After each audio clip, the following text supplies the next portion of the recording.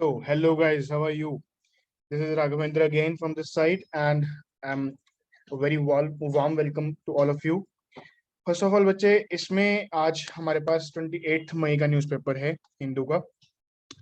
इसमें जो ये एडिटोरियल आया है, बहुत ही अच्छा एडिटोरियल है, बहुत एक्सटेंसिव एडिटोरियल है, स्पेशली बी आर अम्बेडकर के ऊपर है, तो इसलिए मुझे पर्सनली बहुत इंटरेस्टिंग लगा। तो मैंने सोचा कि बहुत अच्छे से आपके साथ डिस्कस किया जाएगा। ये जो इसके नीचे दूसरा आर्टिकल है, disabilities in the barriers to the feminine hygiene, बच्चे ये भी थोड़ा इंपॉर्टेंट है, लेकिन इसको हम देखेंगे, बाद में डिस्कस करेंगे। लेकिन ये थोड़ा ऊपर वाला थोड़ा लंबा था, थोड़ा इंटरेस्टिंग था, थोड़ा फैक्टफुल था, तो मुझे लगा कि अच्छे से इसके नोट्स बना के आपके साथ डिस्कशन करेंगे। First of all let us start. इसमें बेसिकली बात क्या की गई है कि जो डेमोक्रेसी है हमारी, उसमें कुछ ना कुछ गलत हो रहा है, काफी कुछ गलत हो रहा है। स्पेशली जो कि बी आर अम्बेडकर ने एनविजन किया था उसके अगेंस्ट हो रहा है। एंटागोनिस्टिक, बड़ा बहुत खूबसूरत शब्द है। इसका मतलब है किसी के अगेंस्ट काम करना, उल्टे पांव काम करना। तो बेसिकली राइटर यहां पर बोल रहे हैं कि पॉलिटिकल पार्टीज जो आजकल की हैं, उन्होंने ऐसा एक इकोनॉमिक सिस्टम परस्यू करना शुरू कर दिया है जो कि बी आर अम्बेडकर की विजन्स के टोटली अगेंस्ट था। तो बी आर अम्बेडकर क्या चाहते थे, बी आर अम्बेडकर ने क्या किया, खुद भी तो पॉलिटिशियन थे, खुद भी तो लीडर रहे हैं। उन्होंने क्या किया फिर इकोनॉमिक सिस्टम को बनाने के लिए, उन्होंने क्या अपनी राय दी इकोनॉमिक सिस्टम को बनाने के लिए, वो हम इस आर्टिकल में अच्छे से डिस्कस करते हैं। लेट अस सी क्या है। बड़ा फर्स्ट ऑफ ऑल ये क्यों बनी न्यूज, क्योंकि 14 अप्रैल अभी अभी गई है पिछले महीने, तो 131st बर्थडे था उनका, बी आर अम्बेडकर जी का। उन्हीं के जैसे बेटा कास्ट के आइकॉन्स, एंटी कास्ट आइकॉन्स जो बेसिकली हमारे यहाँ पे माने जाते हैं, ज्योतिराव फुले, ऐसे एंटी कास्ट आइकॉन्स को सम्मानित करने के लिए बेटा बहुत ही जबरदस्त बात जो हुई है इंटरनेशनली, वो ये है कि कनाडा का ब्रिटिश कोलंबिया प्रोविंस है, उसने पूरी अप्रैल को as a Dalit history month declare कर दिया है। That's a very wonderful news. पक्का ही कोई ना कोई न्यूज़पेपर, कोई ना कोई क्वेश्चन का ये पार्ट बनेगा बच्चे कि दलित हिस्ट्री मंथ किसने डिक्लेयर किया है। बेटा कनाडा ने डिक्लेयर किया है। इसी तरीके से United states, not Canada, Canada के एक प्रोविंस ब्रिटिश कोलंबिया प्रोविंस, ठीक है, इस तरीके से प्रॉपर याद रखेंगे। और यूनाइटेड स्टेट्स के बेटा दो प्रोविंसेस हैं, कोलोराडो एंड मिशिगन। इन दोनों स्टेट्स ने बी आर अम्बेडकर के जो बर्थडे है 14 अप्रैल, उसको डिक्लेयर किया है doctor B R Ambedkar equity day. Again बहुत बड़ी बात है। अगर इंटरनेशनली कनाडा और यूएस जैसी बड़ी बड़ी कंट्रीज हमारे लिए कुछ कर रही हैं, हमारे लीडर के लिए कुछ कर रही हैं, तो इंडिया खुद क्या कर रहा है भैया? इंडिया की सरकार ने अपने पब्लिक इंस्टीट्यूशंस को बेसिकली हुक्म सुना दिया है कि फॉर्मली बेसिकली बोल दिया है कि बी आर अम्बेडकर के बर्थडे को सेलिब्रेट किया जाना चाहिए। ठीक है, कोई बहुत बड़ी बात नहीं है।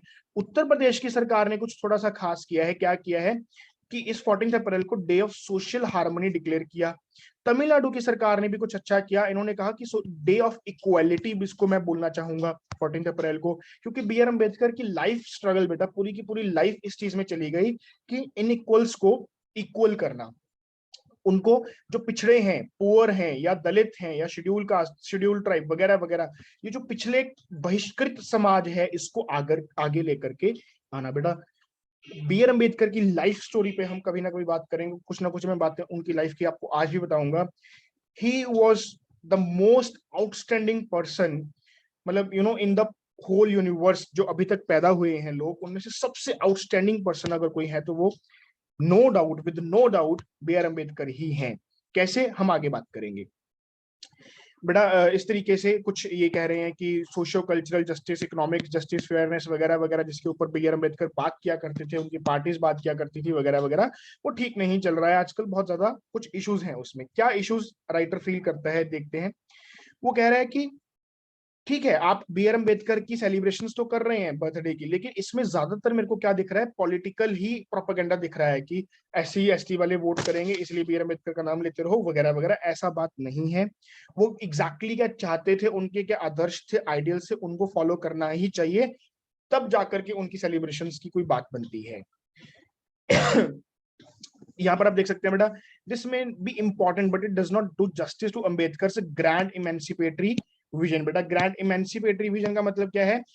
इमेंसिपेटरी का मतलब यहाँ पर मैंने आपको आपके लिए लिख दिया है, आप नोट कर सकते हैं। फ्री फ्रॉम बॉन्डेज, जो कोई किसी के नीचे जाकर के कोई विजन ना डिक्लेयर करे, डेमोक्रेसी के लिए कोई विजन बनाया जाए बी आर अम्बेडकर का, जो बेसिकली उनका विजन है, that is free from all bondages. Oblivious का बेटा मतलब क्या होता है? ऑब्लिवियस का मतलब होता है कि जो आपको पता ना हो, आपके लिए थोड़ा सा ऑब्लिवियन हो, मतलब कि अज्ञानवाद, थोड़ा सा अज्ञातवास टाइप्स, ठीक है, नॉट अवेयर ऑफ वगैरह वगैरह। कहता ये सेलिब्रेशंस जो आप कर रहे हो ना सर, ये सेलिब्रेशंस जो आप कर रहे हो कर लो, बट इसमें बी आर अम्बेडकर के जो anti cast anti patriarchal visions हैं उनसे तो आप ऑब्लिवियन है। इससे दिखता है कि आप सिर्फ और सिर्फ ये सेलिब्रेशंस अपने पॉलिटिकल प्रोपेगेंडा के लिए कर रहे हैं। This is not so good. उनकी इग्नोर कर रहे हैं आप, उनके वर्ल्ड व्यू को, उनके वर्ल्ड व्यू को इग्नोर कर रहे हैं। किसके ऊपर वर्ल्ड व्यू? इकोनॉमिक इक्वालिटी के ऊपर, फेयरनेस के ऊपर, जस्टिस के ऊपर वगैरह वगैरह। क्योंकि एग्जिस्टिंग इकोनॉमिक सिस्टम जो है बेटा, जो कि सेंटर और स्टेट्स चला रही हैं, ये एंटागोनिस्टिक हैं। एंटागोनिस्टिक है किसके? एंटागोनिस्टिक है मतलब ऑपोजिट है किसके? जो अंबेडकर ने विजन देखे थे बेटा, अंबेडकर ने जो विजन्स देखे थे उनके बिल्कुल एंटागोनिस्टिक हैं। इसलिए बिल्कुल भी अच्छी बात नहीं है। इसलिए कहता उनके सेलिएंट फीचर्स जो इकोनॉमिक डेमोक्रेसी को लेकर के बी आर अम्बेडकर के फीचर्स थे वगैरह वगैरह, उनकी जो बातें थी उनको रिविजिट करना अति आवश्यक है। बेटा बहुत इंपॉर्टेंट न्यूज है, प्रीलिमिनरी में पूछी जा सकती है, मेंस का एक पॉइंट बन सकता है कि 1942 से लेकर के 46 तक अंबेडकर जो थे वो लेबर मिनिस्टर रहे हैं बेटा, वाइस रॉय की एग्जीक्यूटिव काउंसिल में। बेटा मंत्री पद पर होना अंग्रेजी शासन में ये अपने आप में एक बहुत बड़ी बात है। तो अब क्वेश्चन उठता है कि भैया अगर बी आर अम्बेडकर जो खुद इतना गा रहे हैं इकोनॉमिक डेमोक्रेसी ये वो वगैरह वगैरह, तो उन्होंने लेबर मिनिस्टर बनकर क्या कर लिया, उन्होंने क्या किया क्या नहीं किया, वो हमें पता होना चाहिए। लेट अस सी कि उन्होंने क्या किया। और उन्होंने अपनी राइटिंग्स बेटा स्टेट्स एंड माइनॉरिटीज 1947 में जो लिखा ये भी काफी मशहूर है। इसमें भी वो क्लियरली बताते हैं कि मेरा विजन क्या है पॉलिटिकल एंड इकोनॉमिक के लिए, पॉलिटिकल इकोनॉमी, ठीक है। बेसिकली इकोनॉमी को लेकर के, पॉलिटिक्स को लेकर के, सोशल स्टेटस को लेकर के अंबेडकर के क्या विजन है, स्टेट्स एंड माइनॉरिटीज उनकी राइटिंग है एक 1947 में जो उन्होंने लिखी थी। बच्चे डू रीड बेटा, अंबेडकर की एक एक राइटिंग को जब आप पढ़ेंगे, आप उनकी बातों में कैसे उनसे अग्री करेंगे ना, ये बात जान करके आप खुद बहुत हैरान हो जाएंगे। जरूर पढ़ें बेटा। इनके बन के कॉन्ट्रीब्यूशंस देखते हैं थोड़े से क्या है। 1928 में बी आर अम्बेडकर जी ने 1928 में बी आर अम्बेडकर जी ने क्या किया, एक सेकेंड, हेलो, राइट। तो 1928 में भैया, 1942 तक तो कहते जाने की बात ही नहीं है कि जब वो मिनिस्टर मुस्टर बने तब तो कोई चक्कर नहीं है। उन्होंने 1928 से काम चालू कर रखा है। बी आर अम्बेडकर जी ने बहुत स्ट्रगल किया कि मैटरनिटी बेनिफिट रिलीफ जो मिलते हैं थोड़े बहुत, वो कुछ बिल पास किया जाए। बॉम्बे लेजिस्लेटिव काउंसिल में उन्होंने ऐसा एक बिल पास करवाया, तो मैटरनिटी बेनिफिट बिल पास करवाया उन्होंने 1928 में। कहां पे बेटा? बॉम्बे लेजिस्लेटिव काउंसिल में। क्योंकि यहाँ पर जो वो मिनिस्टर बन रहे हैं वो तो ऑब्वियसली सेंटर लेवल पर बनेंगे, यहाँ पर वो बॉम्बे लेजिस्लेटिव काउंसिल के को परस्यू करते हैं मैटरनिटी बेनिफिट बिल पास करवाने के लिए। और इतना इंप्रेसिव है कि कुछ सालों बाद 1934 में मद्रास लेजिस्लेटिव काउंसिल भी इसको पास कर देती है एज इट इज। 1942 में बेटा जब ये बन गए हैं, अब देखो तब क्या काम करते हैं। सबसे पहला काम लेबर के लिए, 12 घंटे का काम कोई नहीं करेगा भैया, 8 घंटे का काम करेंगे पर डे, ठीक है, चलता है चले, नहीं तो नासरी, कोई दिक्कत नहीं है। तो पहला वेलफेयर का काम बेटा लेबर के लिए कि 12 घंटे काम नहीं करना पर डे, 8 घंटे काम करना है। और बेटा राइटर बोल रहा है कि आयरॉनिकली कोविड 19 में प्रेजेंट सरकार ने इसको उलटने की कोशिश करी। बेटा फैक्ट्रीज एक्ट 1948 के अंदर सरकार ने अमेंडमेंट करके करने की कोशिश करी कि 12 घंटे का ही नॉर्म दोबारा से चल पड़े, 12 घंटे ही सारी संस्थाएं काम करा करेंगी पर डे। मोदी जी को लगता है कि क्योंकि वो योगा करते हैं तो सारी दुनिया योगा करती है, क्योंकि वो फिट हैं, बहुत तंदुरुस्त हैं, तो सारी दुनिया ही ऐसी होगी।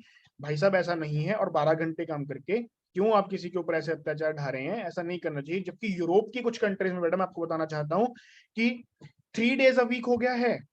आप चेकआउट करें, 3 डेज 4 डेज को कई कई यूरोप की कंट्रीज में 3-4 डेज पर डे हो गया है। बाकी दिन क्या आप अपनी सोसाइटी में अपना जिए, अपनी लाइफ जिए, कोई दिक्कत नहीं है। हमारे यहाँ पर थोड़ा उल्टा काम चल रहा है, बट चलो ठीक है, व्हाटसोएवर। उत्तर प्रदेश ने तो कहते हैं कि 12 घंटे का ये बेसिकली अब 2020 में 12 घंटे का एक जो ऑर्डर उन्होंने बनाया था उसको वापस लेना पड़ गया था। मतलब कि ऑर्डर भी बन चुका था। बेसिकली क्यों क्यों वापस लेना पड़ा बेटा? क्योंकि लेबर यूनियंस, क्योंकि ट्रेड यूनियंस इन्होंने प्रोटेस्ट करना शुरू कर दिया, इन्होंने परस्यू करना शुरू कर दिया। इलाहाबाद हाई कोर्ट के में जाकर के भी इन्होंने केस लगाने की कोशिश कर दी थी और गवर्नमेंट को नोटिस भी निकाल दिया था कोर्ट ने। इसलिए सरकार ने ये 12 घंटे वाला प्रावधान वापस लिया। और राइटर इसीलिए बड़ा चीख चीख के बोल रहा है कि भैया बी आर अम्बेडकर, कि तुम जगह जगह जाकर ऐसे बोलते हो बाबा साहेब अम्बेडकर ने ये, हम बाबा साहेब अम्बेडकर के वो। भैया 8 घंटे उन्होंने खुद कराए हैं 12 से, पर आप 8 से 12 करने जा रहे हैं। ये कैसी आपकी बाबा साहेब अम्बेडकर के तरफ भक्ति है? लग तो नहीं रहा है, राइटर बोल रहा है, राइट। उसके बाद वो बोल रहा है कंट्रेक्चुअलाइजेशन एंड इनफॉर्मलाइजेशन, कैजुअलाइजेशन। बेटा इनके लिए भी राइटर काफी ज्यादा बोल रहा है कि हमारे कंट्री में इस चीज की हालत बद से बदतर होती जा रही है। कैसे? राइटर यहाँ पे बहुत ही अच्छा डाटा देता है कि कॉन्ट्रैक्ट वर्कर्स जो हैं वो ऑर्गेनाइज्ड मैन्युफैक्चरिंग में भी, अगर देखा जाए ऑर्गेनाइज्ड मैन्युफैक्चरिंग में भी कॉन्ट्रैक्ट वर्कर्स की गिनती बढ़ती जा रही है। 2001 में 15.5% वर्कर्स थे जो कॉन्ट्रैक्ट वर्कर्स थे ऑर्गेनाइज्ड मैन्युफैक्चरिंग सेक्टर में। आज वो तकरीबन डबल हो चुके हैं, 28% के आसपास 2015-16 का डाटा है, which is a very bad thing बच्चे। उसके बाद वो बोल रहा है कि बिहार, उत्तराखंड, ओडिशा, इन सब में तो मेजॉरिटी वर्कर्स जो हैं ऑर्गेनाइज्ड मैन्युफैक्चरिंग वर्कफोर्स में वो कॉन्ट्रैक्चुअली ही हैं। मेजॉरिटी मतलब 50% से ज्यादा ही लोग जो है मैन्युफैक्चरिंग में वो कॉन्ट्रैक्चुअल है। बेटा मेरी बात समझो, अब ये पॉइंट इंपॉर्टेंट क्यों है? बेटा हमारे तकरीबन कंट्री में 48 to 49% जो वर्कफोर्स है वो एग्रीकल्चर में फंसी हुई है, और बहुत ही कम प्रतिशत, कोई 15, 16, 17% जो वर्कफोर्स है बेटा वो लगी हुई है इस सर्विसेज सेक्टर में। ये जब एग्रीकल्चर की जो फोर्स है 48 to 49% जो लोग इसमें एम्प्लॉयमेंट के नाम पर लगे हुए हैं, बेटा ये डिस्गाइज्ड अनएम्प्लॉयमेंट है। ये डिस्गाइज्ड है क्योंकि हमें लग रहा है कि 48% लगे हुए हैं, लेकिन उनके लिए वो पर्याप्त नहीं है। उनके लिए उस उतने से लिमिटेड एग्रीकल्चर में से आने वाली कमाई बहुत कम है, इसीलिए ज्यादातर लोग अल्टीमेटली गरीब रह जाते हैं। इसीलिए हमें सॉल्यूशन के नाम पर क्या करना पड़ेगा? हमें एग्रीकल्चर से लोग निकाल करके मैन्युफैक्चरिंग में डालने पड़ेंगे। क्यों सर? Why not services? क्योंकि बेटा services need highly skilled people, number 1। Number 2, services sector एक ऐसा सेक्टर है जिसमें बहुत ज्यादा जॉब ग्रोथ नहीं होती है। मैन्युफैक्चरिंग सेक्टर एक ऐसा सेक्टर है जिसमें बहुत ज्यादा ग्रोथ आपको जॉब्स वगैरह मिल जाती हैं। तो इसलिए अगर हमारी मैन्युफैक्चरिंग वर्कफोर्स का ये हाल है कि ऑर्गेनाइज्ड मैन्युफैक्चरिंग फोर्स में भी, वर्कफोर्स में भी मेजॉरिटी अगर बच्चे कॉन्ट्रैक्चुअल पर काम कर रहे हैं, कॉन्ट्रैक्ट्स पर काम कर रहे हैं, तो ये बहुत बड़ी विडंबना की बात है। अभी तो हमने एग्रीकल्चर वाले भी भेजने थे, तो उनको कहाँ एडजस्ट करेंगे, तो वगैरह वगैरह।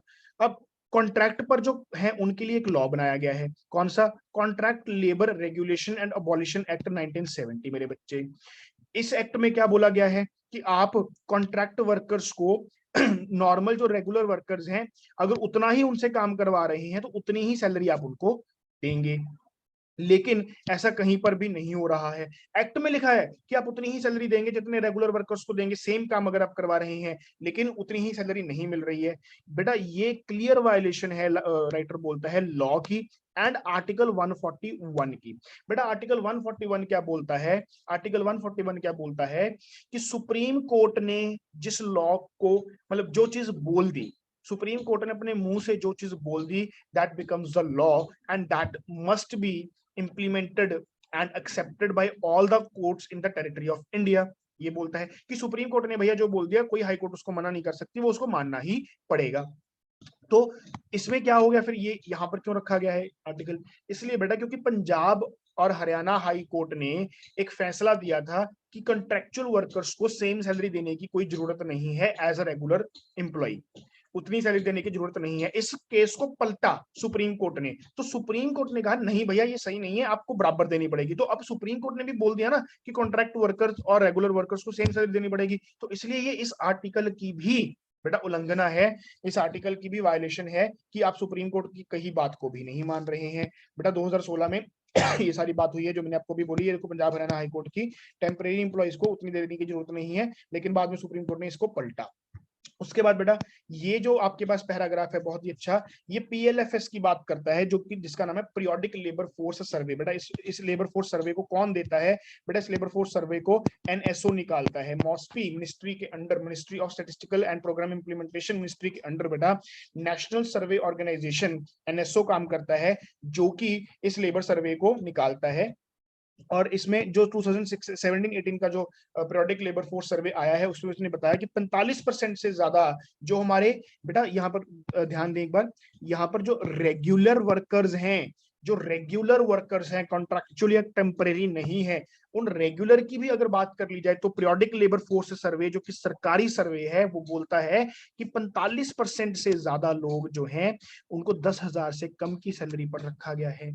72% 18,000 की कम सैलरी पर रह रहे हैं और सिर्फ 3% ऐसे रेगुलर वर्कर्स हैं बेटा जिनको 50,000 से लेकर के 1 लाख तक की मंथली तनख्वाह मिल रही है और सिर्फ 0.2% बेटा ऐसे हमारे रेगुलर वर्कर्स हैं जिनको 1 लाख से ज्यादा मंथली सैलरी मिल रही है। तो राइटर कहता है कि भैया रेगुलर्स का भी इतना बुरा हाल है तो कॉन्ट्रेक्चुअल और टेम्परेरी वालों को क्या ही करेंगे।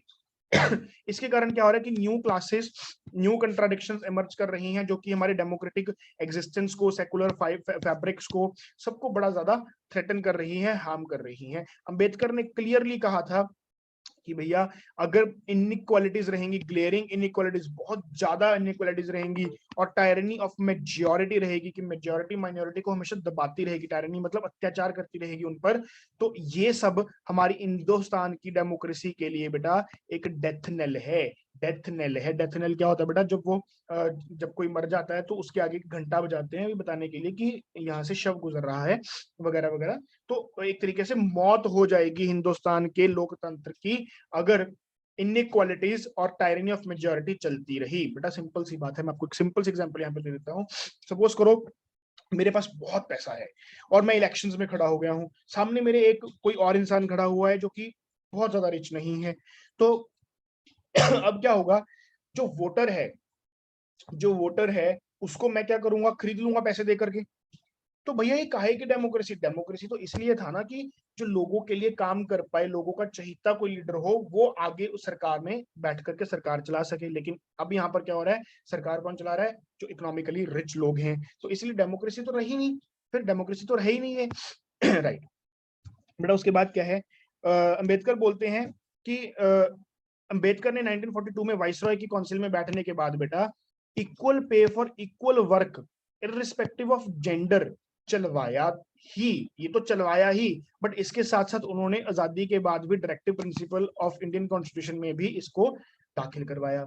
तो मतलब जेंडर मतलब कि विमेन और मेन, अगर विमेन और मेन दोनों सेम टाइप का काम कर रहे हैं, सेम ड्यूरेशन के लिए काम कर रहे हैं, तो दोनों को इक्वल सैलरी मिलनी ही चाहिए। लेकिन हमारे इंडिया में बेटा फिर से यही विडंबना की बात है कि नहीं मिलता है। विमेन को बेटा ऑन एन एवरेज 70 से 90 रुपए पर डे कम मिलते हैं एज कंपेयर टू मेन, चाहे वो फॉर्मल सेक्टर की बात कर लो बेटा, चाहे वो इनफॉर्मल सेक्टर की बात कर लो। ये बहुत ज्यादा बुरी बात है। राइटर बड़ा दुखी हृदय से बोलता है कि इमेजिन करो अंबेडकर अगर आज जिंदा होते तो वो इस सिचुएशन के ऊपर कैसे काम करते और क्या करते। बेटा इनफॉर्मेलिटी की बात की जाए, देखो यहाँ पर हमने कॉन्ट्रैक्चुअल लेबर्स की बात की, यहाँ पर हमने बेटा इनइक्वालिटीज की बात की विमेन और मेन के बारे में, और यहाँ पर बेटा हम बात कर रहे हैं इनफॉर्मल वर्कर्स के बारे में कि 93% of the formal and informal sector, अगर फॉर्मल एंड इनफॉर्मल को बेटा मिक्स कर लें, मतलब जोड़ लें, तो इसका 93% बेटा जो है वो इनफॉर्मल सेक्टर के वर्कर्स हैं, जो कि बहुत ही बुरी बात है बेटा, बहुत ही बुरी बात है। इनफॉर्मल सेक्टर्स में कोई सिक्योरिटी नहीं होती, कभी भी आपको निकाला जा सकता है, कोई प्रोविडेंट फंड, कोई रिटायरमेंट, ये वो कुछ नहीं होता है बच्चे। और ये बोल रहे हैं कि इनफॉर्मल सेक्टर में 93% लोग हैं और ये लोग जो हैं वो फॉर्मल सेक्टर के कंपैरिजन में 30 से 40% डेली वेजेस कम कमा रहे हैं, चाहे वो काम सेम ही कर रहे हो।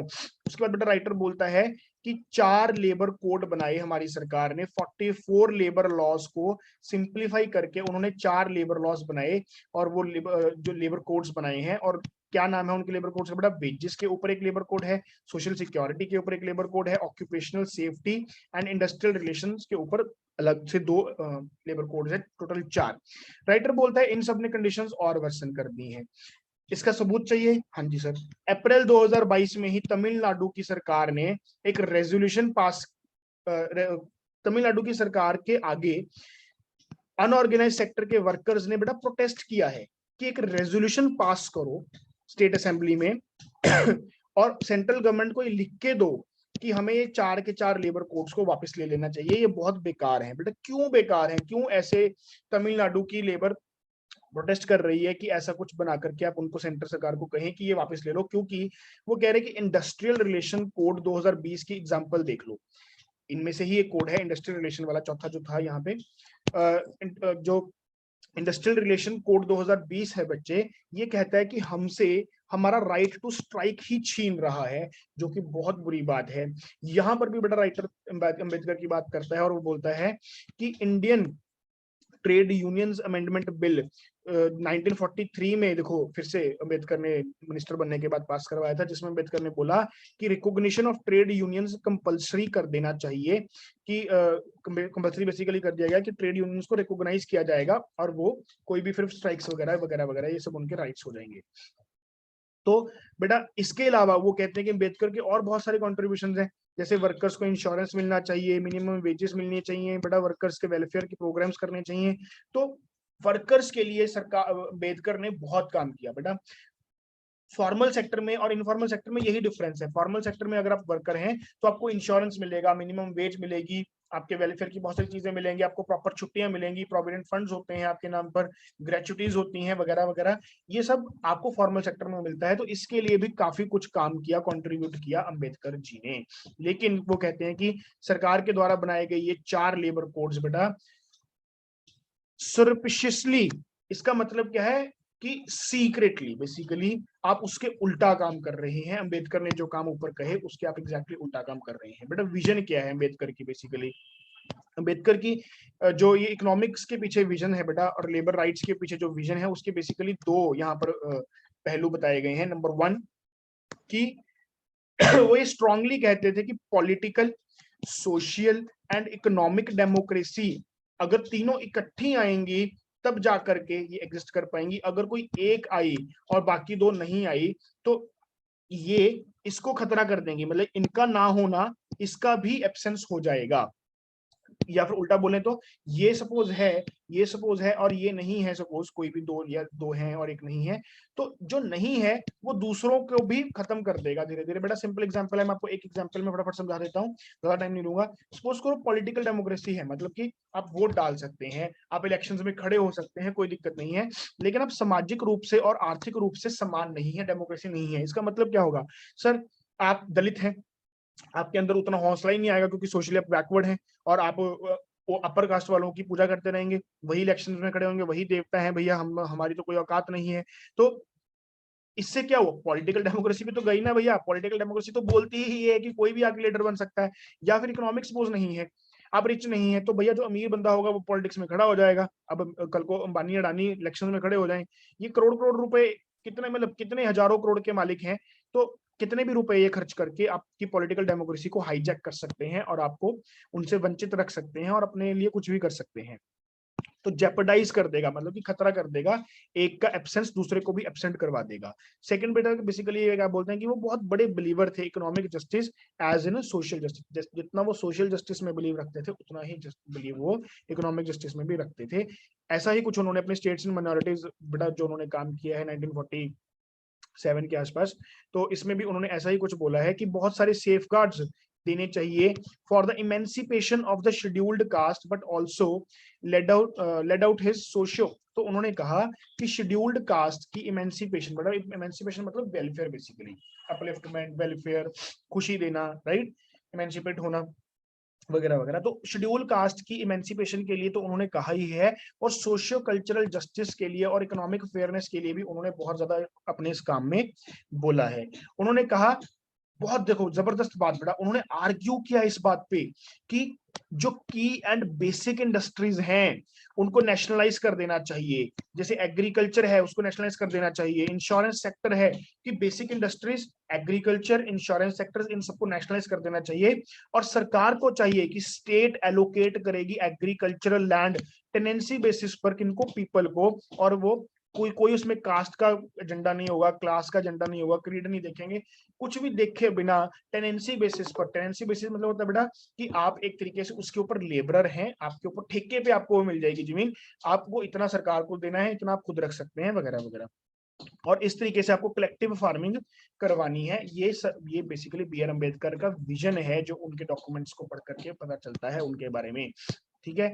और ये कहता भैया पोस्ट लिबरेशन के बाद जो कर्मकांड हमारी सरकारें कर रही हैं उसके बिल्कुल अगेंस्ट है। अब तो हद इतनी हो गई है, अब तो हद इतनी हो गई है कि सरकार इंडियन रेलवे बेचने पर आ गई है, BSNL बेच रही है, MTNL बेच रही है, LIC का तो शेयर निकाल दिया है, जिसमें से कई लोगों को धक्का लगा है।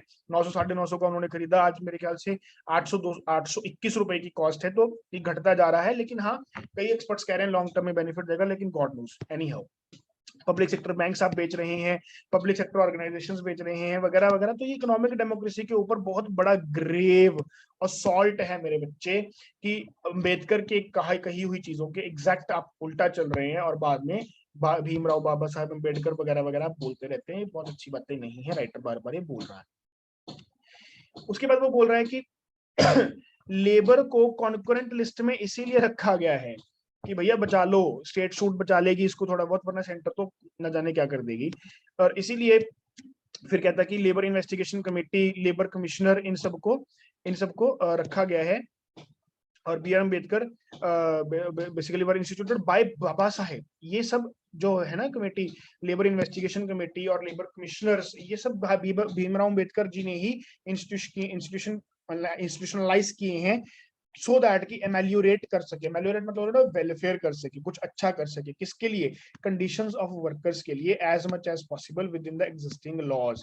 कि भैया कमेटी बना दो, लेबर इन्वेस्टिगेशन कमेटी बना दो, लेबर कमिश्नर बना दो, और वर्कर्स की कंडीशंस को वेलफेयर और ज्यादा मिल सके, इसलिए वो कर सके। तो इसलिए कहता है बेटा, वो राइटर बोलता है कि यूनियन और स्टेट गवर्नमेंट को चाहिए कि वो प्राइवेटाइजेशन को रोक दें, प्राइवेटाइजेशन स्प्री को स्टॉल कर दे। स्टॉल मतलब रोक दें, स्प्री मतलब भगदड़ जो मची हुई है प्राइवेटाइजेशन की, उसको रोक दें। और इंश्योर करें कि लेबर कोड्स जो हैं उनको फटाफट से रिपील कर दें, वगैरह वगैरह। ये चलो इनकी पर्सनल थिंकिंग्स हैं, कोई बात नहीं है, ठीक है। अगर वो भीमराव अम्बेडकर को सच में सेलिब्रेट करना चाहते हैं तो उसको बेसिकली उनके आइकॉन्स को समझें, उनके आइडल्स को समझें और उनको इम्प्लीमेंट करें, ना कि सिर्फ गाजा बाजा बजाएं, वगैरह वगैरह वगैरह। बेटा बहुत अच्छा आर्टिकल है, इस आर्टिकल को जरूर से जरूर याद रखें, याद करें। मैं आपको हल्का सा इसके बारे में दिखाता हूं कि नोट्स आप कैसे बना सकते हैं। बेटा सबसे पहले आप कुछ ऑसम चीजें नोट करें। ऑसम चीजें क्या है कि भैया कनाडा का प्रोविंस है ब्रिटिश कोलंबिया, जिसने अप्रैल के पूरे मंथ को दलित हिस्ट्री मंथ डिक्लेयर कर दिया है। फिर USA के मिशिगन और कोलोराडो, जो दो प्रोविंस हैं, इन्होंने डॉक्टर भीमराव अम्बेडकर के बर्थडे को doctor BR Ambedkar equity day declare कर दिया है। यूपी ने इसको day of social harmony declare कर दिया है। तमिलनाडु ने इसको डे ऑफ इक्वालिटी डिक्लेयर कर दिया है। बहुत अच्छी बात है बेटा, इसको नोट करें, ये प्री का पार्ट फॉर श्योर बनेगा बेटा, फॉर श्योर बनेगा। उसके बाद आगे चलते हैं बेटा, कुछ विडंबना की बातें हैं, जैसे कि PLFS लेबर फोर्स सर्वे बता रहा है, पीरियोडिक लेबर फोर्स सर्वे बता रहा है 2017-18 का बेटा ये है, आप याद रख सकते हैं। ये बता रहा है कि 45% लोग तकरीबन 10,000 से कम कमा रहे हैं, और ये सब रेगुलर वर्कर्स की परसेंटेजेस हैं। 72% लोग 18,000 से कम कमा रहे हैं, और 3% लोग ही हैं जो 50,000 से 1 लाख तक कमा रहे हैं, और सिर्फ 0.2% हैं जो 1 लाख से ज्यादा कमा रहे हैं। याद रखें, रेगुलर वर्कर्स की बात है बेटा, PLFS बता रहा है। और विडंबना की बातें क्या है कि इंडिया की टोटल वर्कफोर्स का 93% बेटा इनफॉर्मल है। बहुत ज्यादा बुरी बात है, बहुत ही ज्यादा ये बुरी बात है। मार्कर चेंज कर लेते हैं। फिर इनफॉर्मल सेक्टर चलो है तो है, अब ये कर क्या रहा है, ये 30 से 40% कम कमा रहा है बेटा फॉर्मल सेक्टर के कंपैरिजन में। और अगर हम ऑर्गेनाइज्ड मैन्युफैक्चरिंग सेक्टर की बात करें, उसमें भी ज्यादा से ज्यादा हमने फॉर्मल एम्प्लॉइज को छोड़ करके क्या किया, रेगुलर एम्प्लॉइज को छोड़ करके क्या किया, कॉन्ट्रैक्ट वर्कर्स को ले लिया, और जिसकी गिनती हम देख रहे हैं कि बढ़ती ही चली जा रही है। 2001 में ये 15.55% थी, अब ये 27.9% हो गई है 15-16 में। और फिर विमेन की अगर बात करें तो वो 70 से 90 रुपए पर डे, बेटा यहाँ पे पर डे आएगा, पर डे लेस कमा रही है मैन के कंपैरिजन में, चाहे फॉर्मल सेक्टर की बात हो चाहे इनफॉर्मल सेक्टर की बात हो। बेटा कुछ ऐसे पॉइंट्स हैं, मैं आपको डेड श्योर बता रहा हूं, कुछ ऐसे पॉइंट्स हैं ये जो आप डेड श्योर किसी मेंस के क्वेश्चन में यूज कर लेंगे या प्री के क्वेश्चन में आ जाएगा। उसके बाद बेटा अंबेडकर जी का कंट्रीब्यूशन याद करना बहुत जरूरी है, इसको हम बिल्कुल बाय हार्ट याद करें। कि इन्होंने 1928 में ही मैटरनिटी बेनिफिट बिल पास करवा दिया था बॉम्बे लेजिस्लेटिव काउंसिल में, जिसको बाद में 1934 में मद्रास लेजिस्लेटिव काउंसिल ने भी पास करवाया। 1942-46 तक बेटा ये लेबर मिनिस्टर बन करके रहे, बहुत बड़ी बात है वाइसरॉय की काउंसिल में। वाइसरॉय कौन कौन थे 1936 से बेटा 43 तक, अब याद रखेंगे लॉर्ड लिनलिथगो थे, जिन्होंने 1939 में हमें सेकेंड वर्ल्ड वॉर में डिक्लेयर कर दिया था हमारी मर्जी पूछे बिना कि भाई इंडिया भी वॉर पर है, जिसके कारण हमारी कांग्रेस की मिनिस्टर्स ने रिजाइन किया था। और 1943 तक ये रहे, 1943 से 47 तक बेटा वेवल रहे, वेवल प्लान भी आया था आपको याद होगा। इन दो मतलब वाइसरॉयज की मतलब काउंसिल में ये लेबर मिनिस्टर रहे हैं बी आर अम्बेडकर। 1942 में इन्होंने सबसे पहला काम किया, 12 घंटे से घटा करके 8 घंटे कर दिया किसी भी लेबर के लिए काम किसी फैक्ट्री में। Equal pay for equal work पर इन्होंने बहुत जोर दिया 1942 में मिनिस्टर बनने के बाद ही। उसके बाद उन्होंने 1943 में Indian trade union amendment bill pass करवाया, Indian trade union amendment bill pass करवाया, जिसमें इन्होंने कहा कि ट्रेड यूनियंस की रिकॉग्निशन कंपलसरी है, अगर कोई ट्रेड यूनियन आपके पास आती है तो आपको उसको रिकॉग्नाइज करना ही पड़ेगा। ये कंपलसरी क्या, ट्रेड यूनियंस की वैल्यू बढ़ाई बेसिकली। और इन्होंने बेटा काफी सारे लॉज बनवाने में काफी हेल्प करी। कौन से लॉज, वर्कर्स के इंश्योरेंस को लेकर के कोई लॉ बनाना है, मिनिमम वेजेस को लेकर के कोई लॉ बनाना है, वर्कर्स के वेलफेयर को लेकर के बनाना है, वगैरह वगैरह। और इन्होंने बाद में बड़ा जबरदस्त जो आर्ग्यूमेंट दिया बेटा, ये बड़ा जबरदस्त आर्ग्यूमेंट है, कहीं ना कहीं इसको डेफिनेटली यूज करेंगे आप, कि की सेक्टर्स को नेशनलाइज कर दिया जाए, एग्रीकल्चर को, इंश्योरेंस को, या फिर जो कोई बेसिक इंडस्ट्रीज है बेटा जो रोजमर्रा की जिंदगी की चीजें बनाती हैं, ऐसी कोई चीजों को, ऐसी कोई आपको जो की सेक्टर्स हैं आपकी इकोनॉमी के, उनको नेशनलाइज कर दिया जाए। और ये चाहते थे कि स्टेट लैंड प्रोवाइड करे टेनेंसी बेसिस के ऊपर लोगों को फॉर द कोऑपरेटिव फार्मिंग या फिर कलेक्टिव फार्मिंग, बेसिकली आप बोल सकते हैं कि कलेक्टिव फार्मिंग हो, इसलिए इन्होंने बहुत ज्यादा जोर दिया। बेटा बहुत ही अच्छा आर्टिकल था, आई होप आप इसको वीडियो को पॉज करके बार बार अपने नोट्स को प्रिपेयर कर लेंगे। पूरा अच्छा आर्टिकल है, फॉर श्योर बहुत ज्यादा जगह पर ये यूज होगा, अच्छे से इसको करें। All the very very best. इसमें कोई भी डाउट, कोई भी इशू हो आपको बेटा मुझे बताएं, मेरे पास वक्त लगा तो मैं इस आर्टिकल को भी बेटा समराइज करने के लिए आपके लिए कोशिश करूंगा, आपको एक्सप्लेन करने की कोशिश करूंगा। लेकिन फिलहाल इतना ही मेरी तरफ से। This is Raghavendra Goyal from this side signing off. Thank you so much. Vande Mataram. Bye bye.